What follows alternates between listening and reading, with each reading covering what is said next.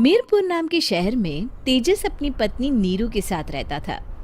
पति पत्नी दोनों ही नौकरी करते थे। एक दिन तेजस गांव अपनी माँ के पास फोन करता है।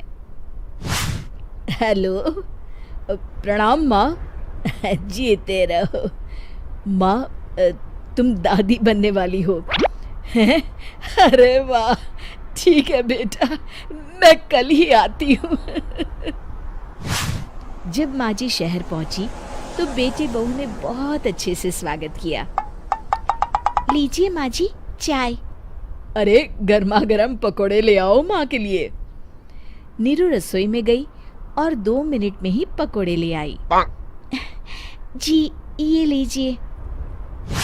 बहू जादू से बनाए हैं क्या? अभी तो रसोई में गई थी। यम्मी। माँ जी, शीला रसोई में पकोड़े तल रही है, मैं बस लेकर आई। हे भगवान, मेरा धर्म भ्रष्ट कर दिया तूने। अब तो गंगा जल से शुद्धिकरण करना होगा।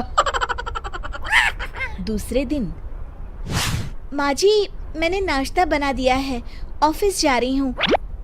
पर अभी तो घर का सारा काम पड़ा है। शीला आती ही होगी, झाड़ू पोछा बर्तन कपड़े वो सब कर लेगी। हमारे जमाने में घर का सारा काम हम ही करते थे। जी माँ जी, आप बहुत होशियार हैं, मैं घर ऑफिस दोनों नहीं संभाल पाती। तो जरूरत क्या है घर से बाहर जाकर चाकरी करने की? वैसे भी घर का काम खुद करने से घर में बरकत आती है, समझी?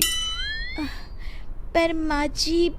पर वर कुछ नहीं, इस महीने की पगार मिले फिर ऑफिस बंद है। हाँ।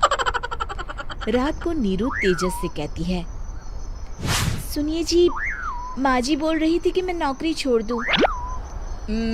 वैसे ठीक ही तो है, अभी तुम्हें आराम की जरूरत है। फिर भी आराम कहाँ, शीला को छुड़ाने के लिए बोल रही थी। तो अब 24 घंटे में इतना काम तो कर ही सकती हो। पर जॉब पसंद है मुझे, घर पर मन नहीं लगेगा। अगले दिन जब दोनों ऑफिस के लिए निकल रहे थे, मेरी तो कोई कीमत ही नहीं है इस घर में। माँ जी, आजकल महंगाई बहुत है, रहन सहन भी बदल गया है, दोनों नौकरी करते हैं तभी ठीक रहता है। अच्छा, तू कहना क्या चाहती है? मेरा बेटा तुझे बिठा के खिला नहीं सकता? तू ही इस घर का खर्च चला रही है, हैं? नहीं माँ जी, मेरा वो मतलब नहीं था। मतलब खूब समझती हूँ, ये बाल धूप में सफेद नहीं किए मैंने। हाँ।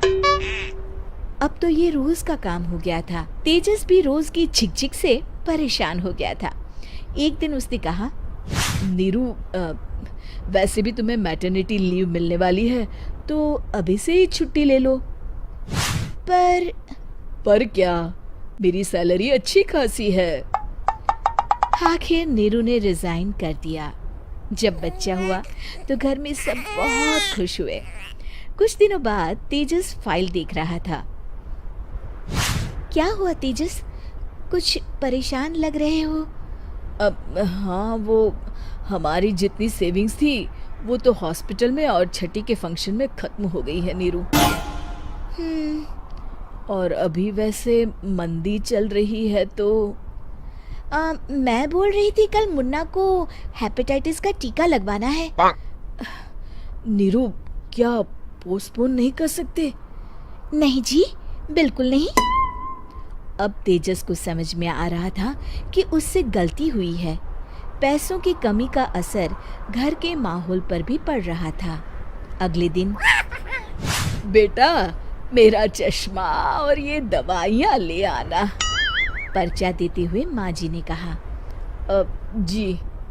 तेजस, मुन्ना के लिए दूध का डिब्बा और डायपर भी ले आना, और ये किराने के सामान की लिस्ट है, इसे भी लाना है। तेजस गुस्से में लिस्ट मरोड़कर फेंकता है और चिल्लाता है, पैसे क्या पेड़ पर उगते हैं? ये ले आना, वो ले आना। अरे पर ये जरूरत का सामान ही है। वो गुस्से में बिना कुछ कहे ऑफिस चला गया। अरे लंच तो ले जाइए। नीरू दौड़कर डिब्बा पकड़ाती है। एक दिन खाना खाने के बाद, नीरू, अब तो मुन्ना कुछ बड़ा हो गया, तो अब तुम वापस ज्वाइन कर लो ना जॉब। पर इस रिसेशन में जॉब मिलना बहुत मुश्किल है। ट्राई तो करो। फिर मुन्ना, माँ जी है ना, और एक फुल टाइम मेड भी लगा लेंगे। पर माँ जी, उन्हें तो पसंद नहीं। तभी माँ जी वहाँ आ जाती है और प्यार से नीरू के सर पर हाथ फेरते हुए बोलती है, अब मेरी समझ में आ गया बहू, पहले के और अब के समय में अंतर है। तुम काम शुरू करो, मुन्ना की जिम्मेदारी मेरी। मेरी प्यारी माँ जी, ये कहकर नीरू उनके गले लग गई। शिक्षा, परिवर्तन संसार का नियम है, हमें भी समय के साथ चलना चाहिए। उम्मीद है कि आपको हमारी ये कहानी पसंद आई होगी। कृपया हमारे चैनल को सब्सक्राइब करें और सभी अपडेट्स के लिए बेल आइकन जरूर क्लिक करें। और हाँ, वीडियो लाइक और शेयर करना मत भूलिएगा। Bye bye.